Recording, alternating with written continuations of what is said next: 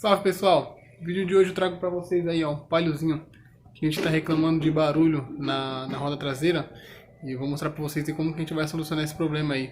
Mas a gente vai dar uma volta com o carro agora, mas antes já deixa um like aí, se inscreve no canal Motocar, valeu? Tamo junto! Tirando a roda aqui.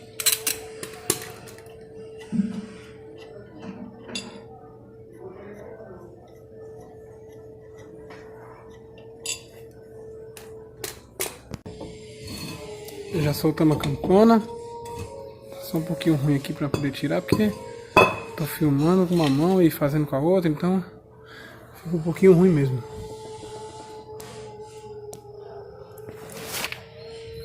Aqui ó, como vocês podem ver, ó, um pedaço da lona se desfazendo aqui na minha mão. Esse aqui que era o causador do barulho.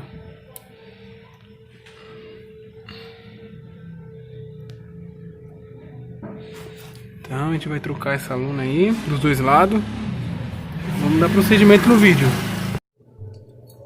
Tá gravando? Uhum. Olha, vocês têm uma ideia, olha como é que tá isso aqui, velho. Freio de mão.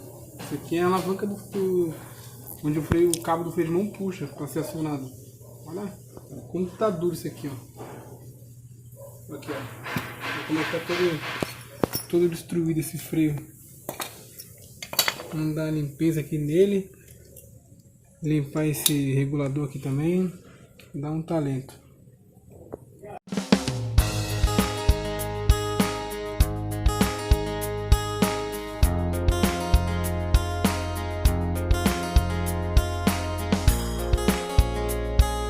A gente também vai fazer a substituição do cilindro de roda. Vou colocar um novo aqui. Esse aqui ele tava com um pequeno rasgo aqui na coifinha dele, ó. Bem aqui assim, ó. Então a gente vai ter que trocar, porque tava vazando um pouquinho de óleo. Vamos trocar dos dois lados. Esse regulador aqui também, ó, tava travado, muito travado mesmo. Tive que usar dois alicates aqui para poder destravar. Deixei o WD aqui de molho aqui dentro. E é isso aí. O que tiver aparecendo de errado nesse carro eu vou mostrando. Aí o freio tava muito judiado mesmo. Agora sim, ó. Cilindro de roda novo. Jogo de lona novo também. Entendeu? Agora no começo do vídeo aí, aqui a alavanca que desce aqui, ó, que aciona o freio de mão, ele tava travado demais.